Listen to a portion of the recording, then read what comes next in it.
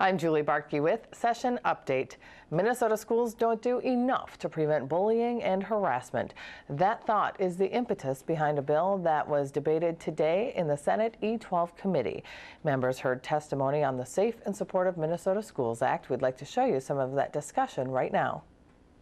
We've waited a long time to fully and thoroughly and effectively address bullying in Minnesota across our state. We already knew this even in 2010 when a school survey conducted by the Department of Health and Education revealed that 13% of students report being bullied once or more a week. And Mr. Chair and members, quite frankly, that's a very low number compared to other kinds of measurements that have been taken of students that report in excess of 37, 38% being bullied once or more per week. This gives rise to just tremendous feelings of hopelessness and despair, marginalization and alienation that we know has tremendous and negative consequences in young people's lives and in the life of our entire schools across the state.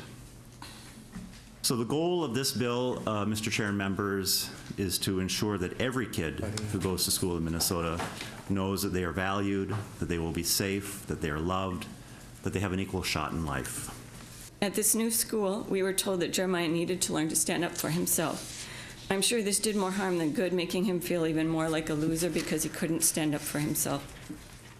The teachers decided to try peer mediation, which I now understand is not appropriate for bullying situations. That's for conflicts, and bullying is abuse, peer abuse, not a conflict.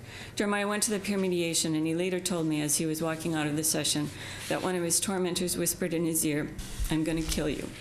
It was after this incident Jeremiah quit school, and he was in 11th grade.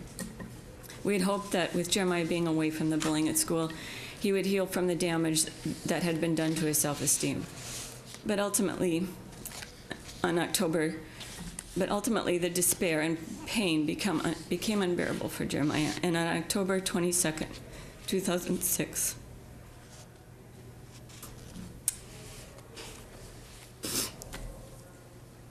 he bought a gun and ended his life behind our pole barn.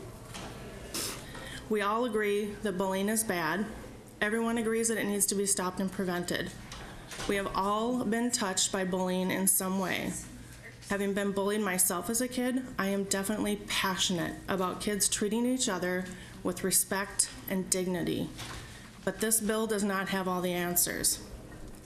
The fiscal note says it will cost schools and ultimately taxpayers $26 million a year for schools to implement and comply with this. In addition, we are now spending $1 million a year to pay for a school climate center.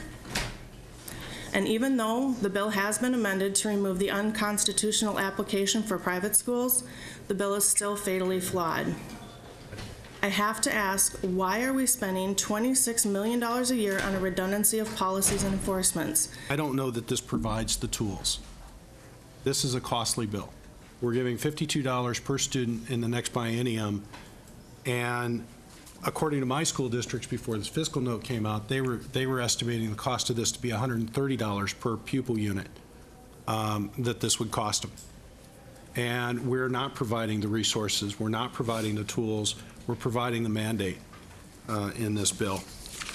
I happen to be a parent of two adolescents who constantly bring their friends home and have conversations and exchange messages that I am not very proud of, and I have worked very hard to educate them about these issues. And I happen to have a very diverse group of friends who interact with my kids quite often. And even though I have tried very hard, I think that kids can be mean, and I feel that the conversation many times is very demeaning, especially when it comes to sexual orientation. Kids can be very cruel, and I have been paying close attention to the conversations you're having in the community about these issues, and this is a tremendous accomplishment. To track the outcome of this legislation, you can track us, Senate Media Services, on our Twitter, our Facebook, and our YouTube accounts.